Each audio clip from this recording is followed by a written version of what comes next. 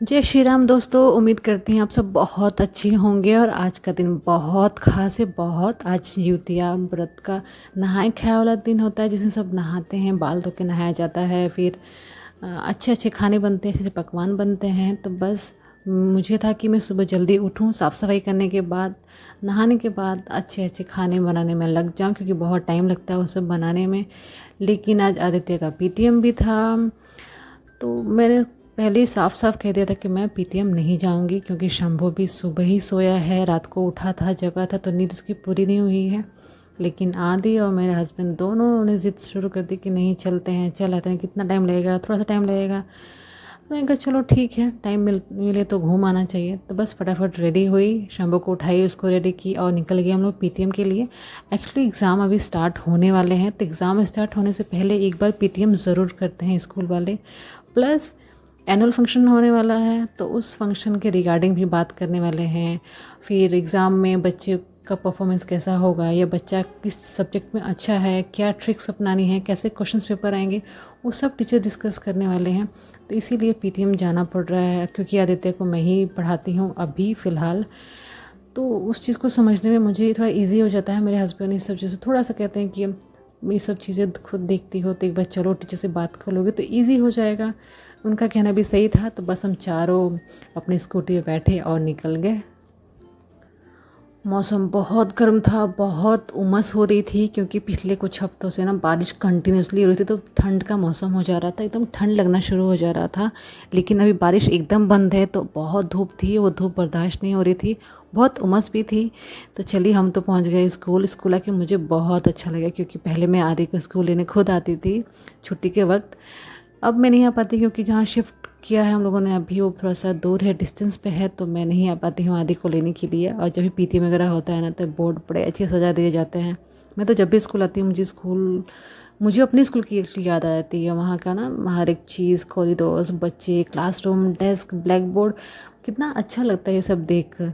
तो हम लोग तो पहुँच गए आती क्लास में, और मेरे हस्बैंड को कोई टेंशन नहीं होती पीटीएम का, क्योंकि वो पीटीएम तो मुझे अटेंड करना है, मुझे सुनना होता है टीचर्स की बातें और डिस्कस करना होता है। तो बस शंभू को लेके वो क्लासरूम घूम रहे थे और मैं वेट कर रही थी अपने टर्न का। तो बस फटाफट पीटीएम अटेंड करने के बाद डिस्कशन हुआ, काफ़ी कंप्लेंट्स भी थी आदि की, बड़ा हो रहा है धीरे धीरे, तो बदमाशियाँ भी हैं, करता है।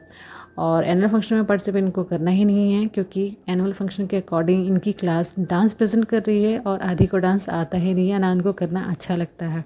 और यहाँ मेरा शंभू पूरे स्कूल को ऐसे देखता है, पूरे बच्चों को देखता है, बहुत खुश होता है, अच्छा लगता है इसको।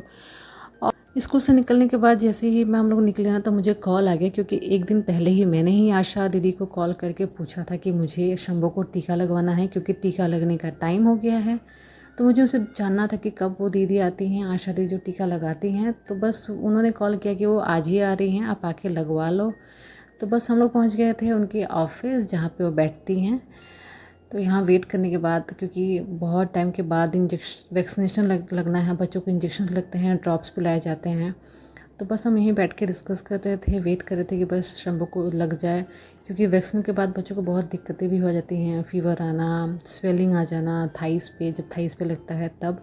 तो अभी तो हमें नहीं पता था कि कहाँ कहाँ लगना है। तो मैंने जब उनसे डिस्कस किया तो उन्होंने कहा कि 2 हाथ में लगेंगे और एक थाइस पे लगेगा, थोड़ा सा ड्रॉप पिलाया जाएगा।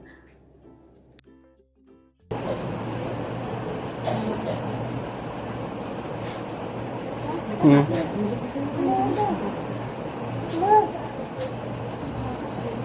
बेटा,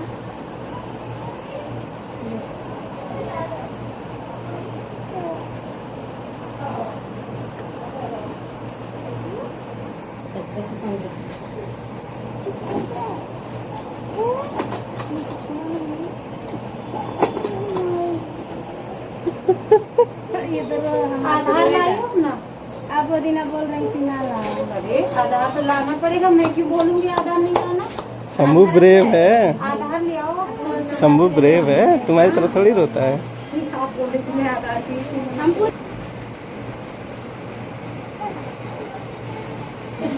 यहाँ इनको पोलियो का टीका लगा है, माता टीका लगा है, माता का टीका यहाँ से टीका लगा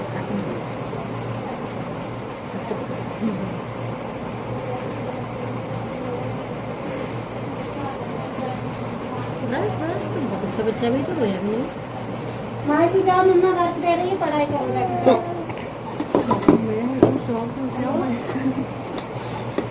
हाँ, कल ये आधार कार्ड को फोटो भी आधार कार्ड मांगेंगे। थोड़ा वेट करने के बाद शंभू को दोनों हाथ में इंजेक्शन लगे बारी बारी। मुझे लग रहा था, मुझे डर लग रहा था कि जब इंजेक्शन लगेगा तो क्या रिएक्ट करने वाला है, कितना रोने वाला है। पर मैं शॉक थी, सरप्राइज थी, खुश भी थी, क्योंकि वो बिल्कुल भी नहीं रोया। उसे मतलब इंजेक्शन उसे लग रहे थे और आदि अपने कान आँख सब बंद करके खड़ा था कि मामा इसको कितना दर्द हो रहा होगा। हम लोग डर रहे थे, लेकिन उसने चूं तक नहीं की। लेकिन अब बारी थी थाइस में लगने की, क्योंकि पैर में इंजेक्शन का असर ज़्यादा लगता है बच्चों को।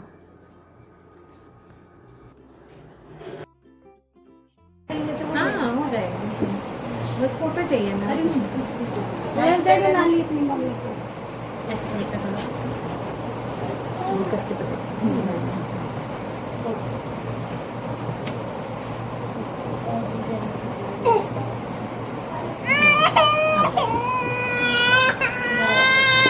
पैर में मोड़ने का फीवर नहीं आता।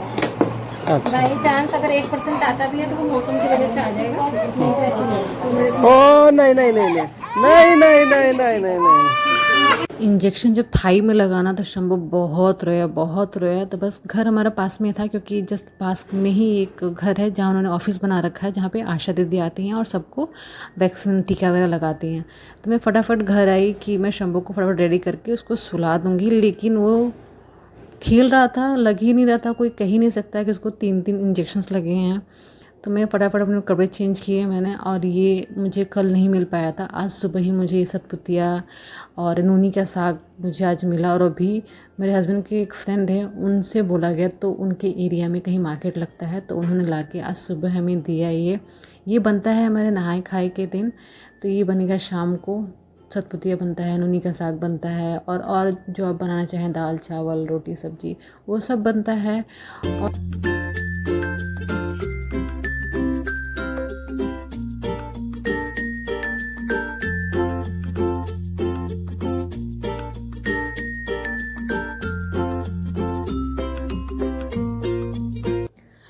तो अभी मैं सिंपल सिर्फ दाल चावल बनाऊंगी। सुबह मैंने पराठे बनाए थे और आलू भिंडी की भुजिया बनाई थी, तो भुजिया मेरी बची हुई है। तो बस मैं अच्छे से दाल साफ़ करके अच्छे से धोकर इसको मैं ना दाल को स्पेशली बनाने से पहले ना मैं 10-15 मिनट रख देती हूँ धो के। अच्छे से फूल जाते हैं, बहुत कम टाइम में पक भी जाते हैं और टेस्ट बहुत अच्छा आता है। तो मैं जब भी दाल चावल धोती हूँ तो उसका पहला पानी मैं निकाल देती हूँ, प्लांट्स में डालने के लिए बहुत अच्छा रहता है। तो सिंपल नमक हल्दी ऐड करके इसको मैं बंद करके 10 से 15 मिनट रख दूँगी।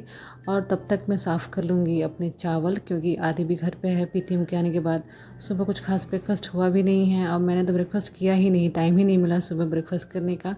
तो बस मैंने यहाँ चावल साफ़ किया और चावल धोकर भी मैं इसको रख दूँगी 10-15 मिनट। और इसका पानी भी एक बार मैं निकाल लेती हूँ। पहला पानी जब भी धोती हूँ तब पानी निकाल लेती हूँ प्लांट्स में डालने के लिए।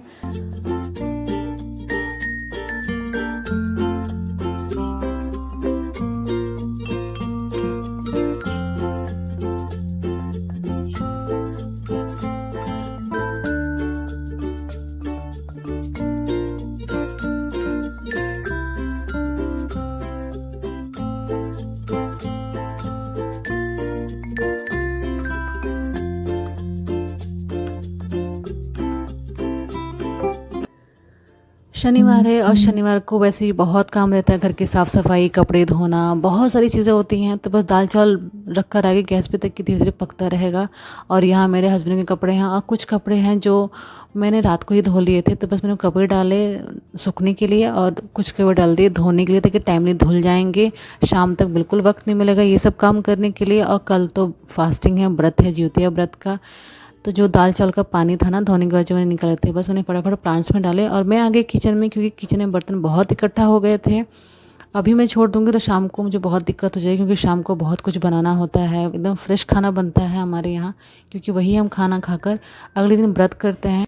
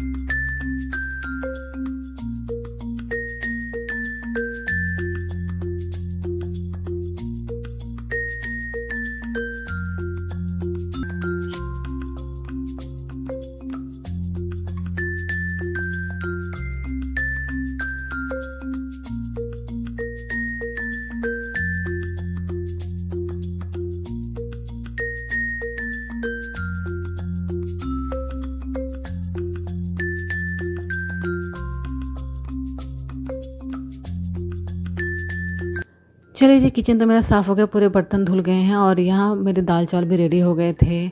अब मेरा बस एक लास्ट काम बाकी रह रहा है, बिस्तर की साफ़ सफाई चेंज करना। उसके बाद मैं शंभू को रेडी करूँगी, उसे खिलाऊँगी पिलाऊँगी सुलाऊँगी, क्योंकि उसको वैक्सीन उसको लगाया है, टीका लगाया है। तो आज का ब्लॉग मैं यही एंड करती हूँ। उम्मीद करती हूँ आपको ये मेरा ब्लॉग पसंद आया होगा। तब तक के लिए जय श्री राम।